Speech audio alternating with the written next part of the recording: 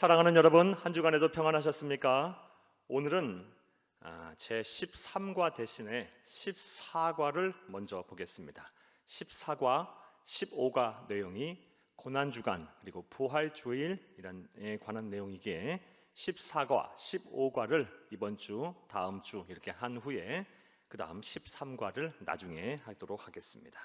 오늘은 제 14과 나귀를 타고 입성하신 예수님이란 제목으로 함께 우리 읽어가면서 은혜를 나누겠습니다. 여러분 가지고 계신 구역공과 77페이지를 펴시고 함께 보시면서 은혜를 나누겠습니다.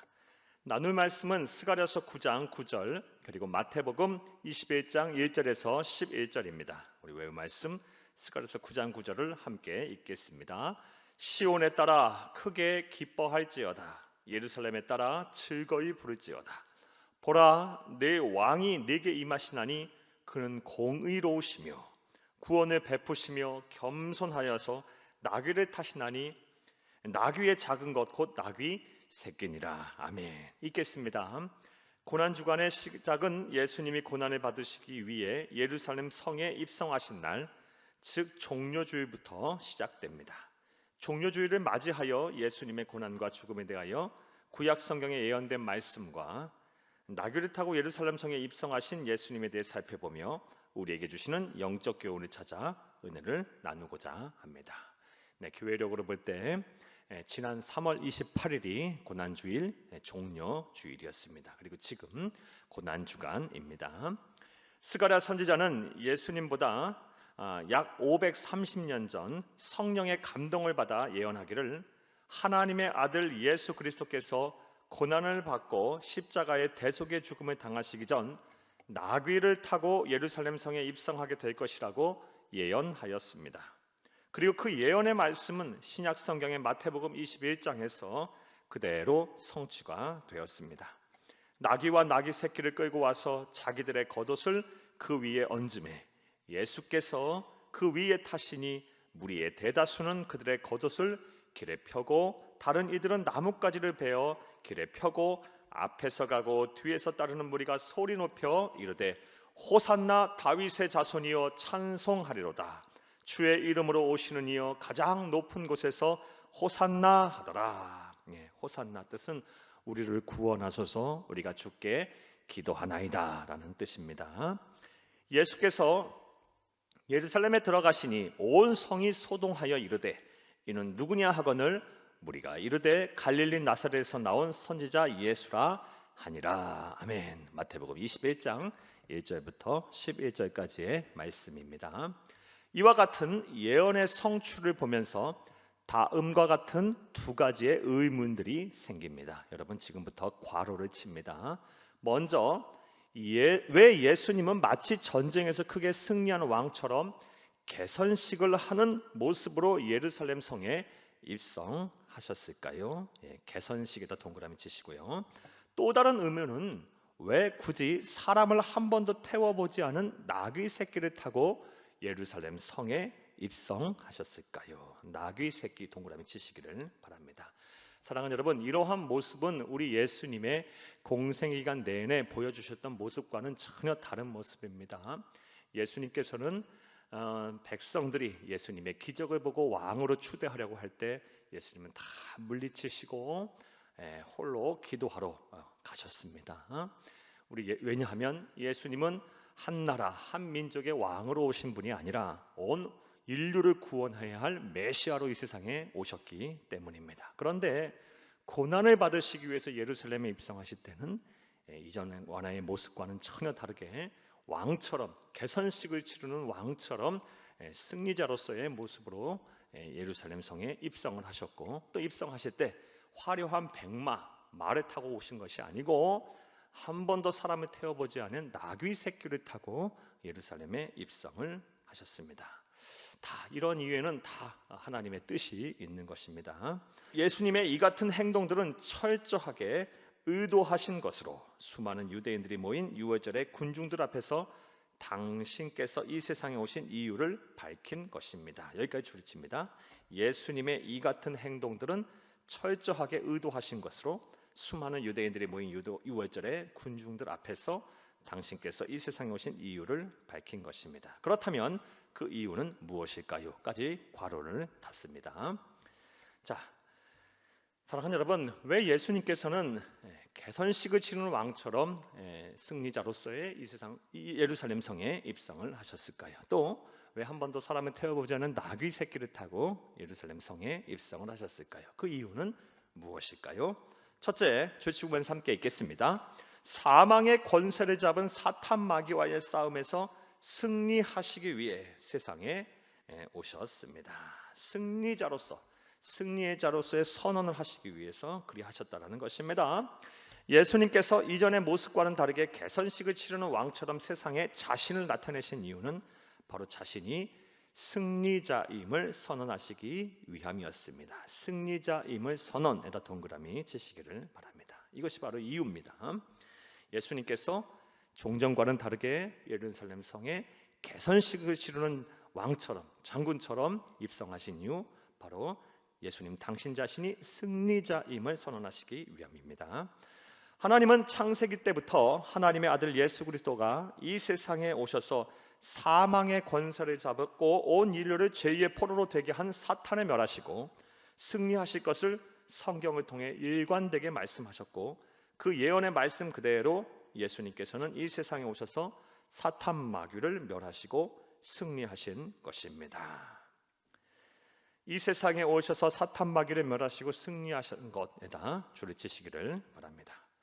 그렇다면 예수님은 어떻게 사망의 권세를 잡은 마귀와의 싸움에서 승리하셨을까요? 주치겠습니다.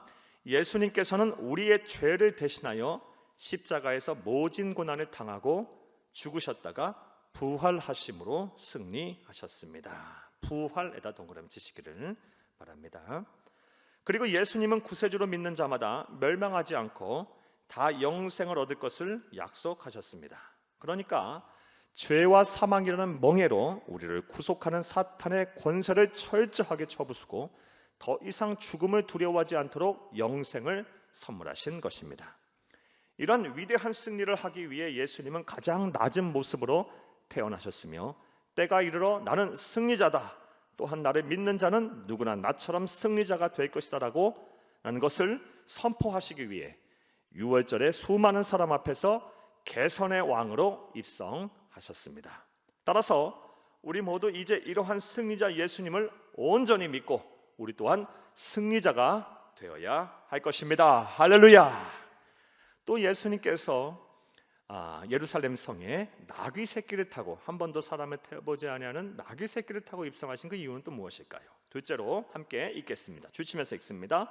우리가 세상을 어떻게 살아야 하는지 본을 보이시기 위해서 그리하셨다는 것입니다. 예수님의 예루살렘의 입성의 모습에서 한 가지 이상한 점이 있습니다.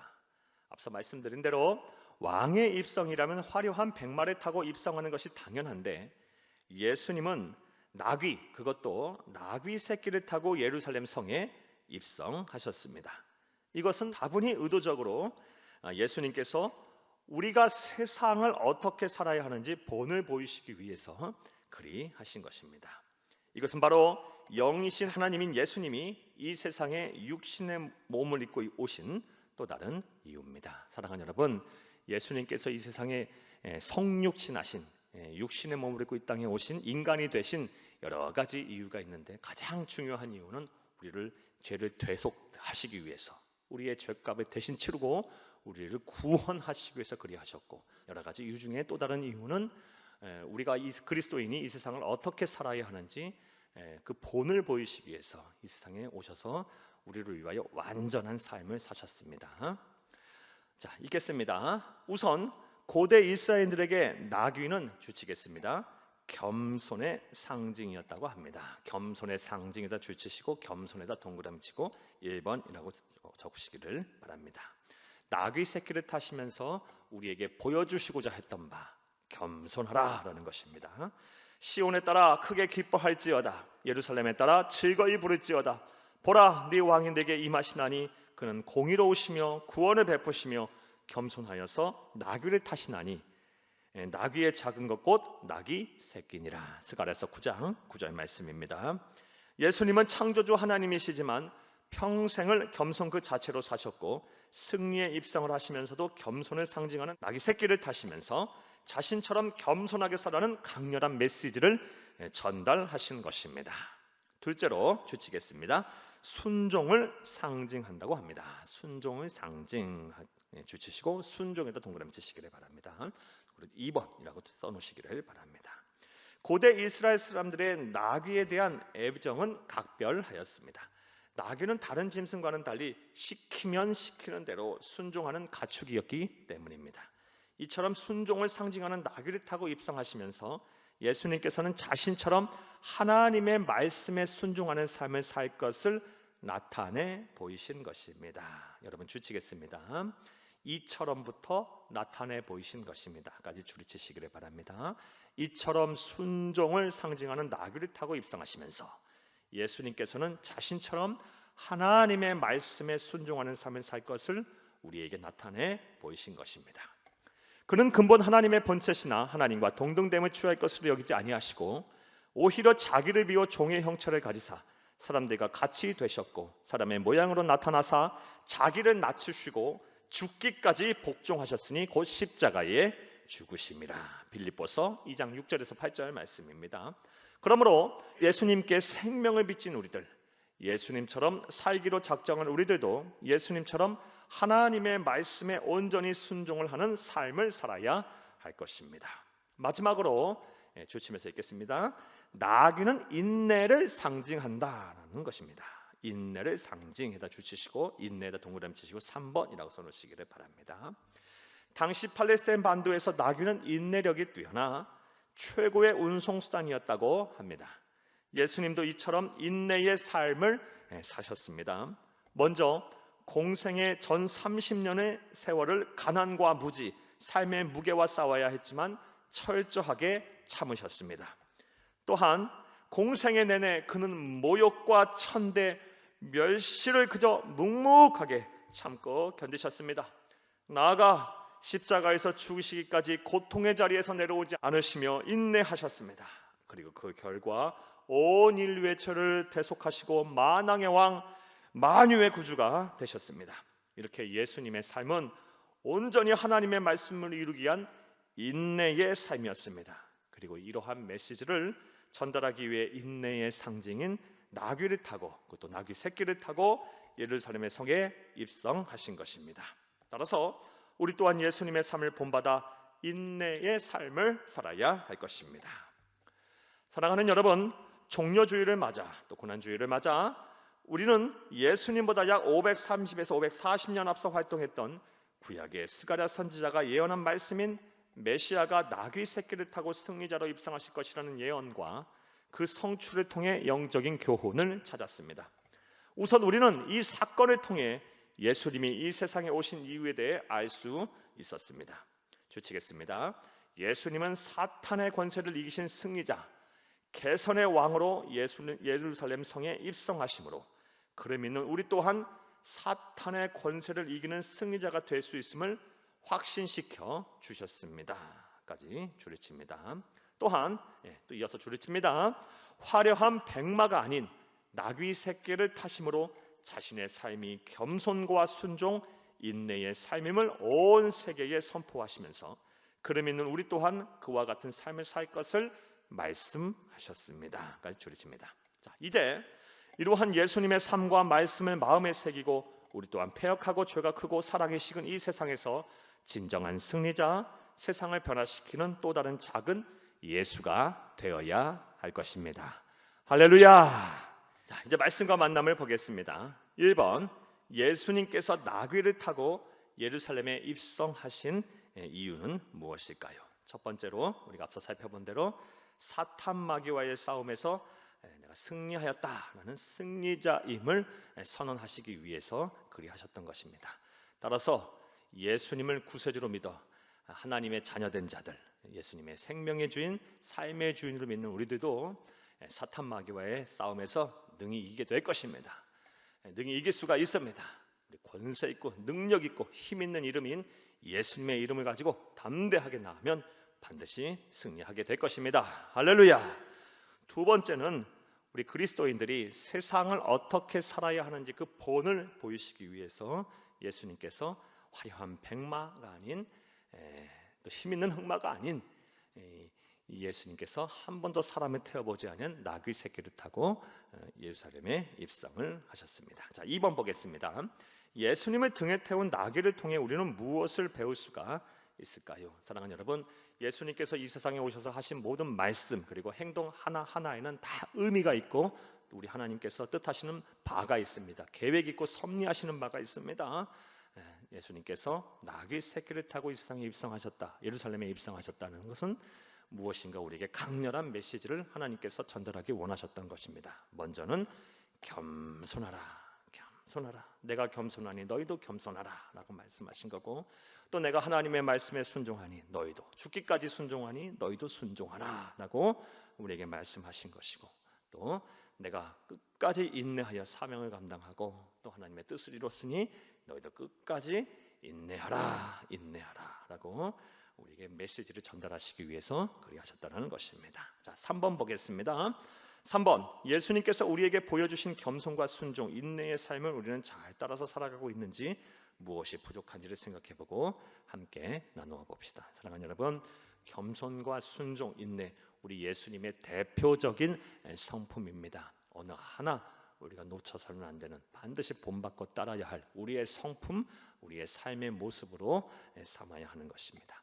특별히 우리는 지금 코로나19 바이러스 장기화된 이런 세상을 살고 있습니다. 이런 세상 속에서 또 폐역하고 음란하고 죄가 많은 사회를 더불어서 살고 있습니다. 이러한 때 우리는 인내하는 그런 성품을 특별히 우리가 소유해야 할 줄로 믿습니다. 여러분 기다림의 시간들이, 특별히 기다림의 시간들이 여러분의 영혼을 쇠약하게 하고 또 여러분의 삶을 막 무질서하게 만들고 혼란하게 하고 또 몸과 마음을 지치게 하는 시간들이 아니라 오히려 이 인내함으로 인해서 하나님이 주시는 은혜와 기쁨 속에 우리 주님과 더불어 인내함으로 인해서 이 기다림의 시간들이 오히려 여러분의 영혼을 살찌고 여러분의 더 깊은 신앙의 성숙으로 이끄는 그런 기회가 되기를, 그런 시간들이 되기를 간절히 바랍니다.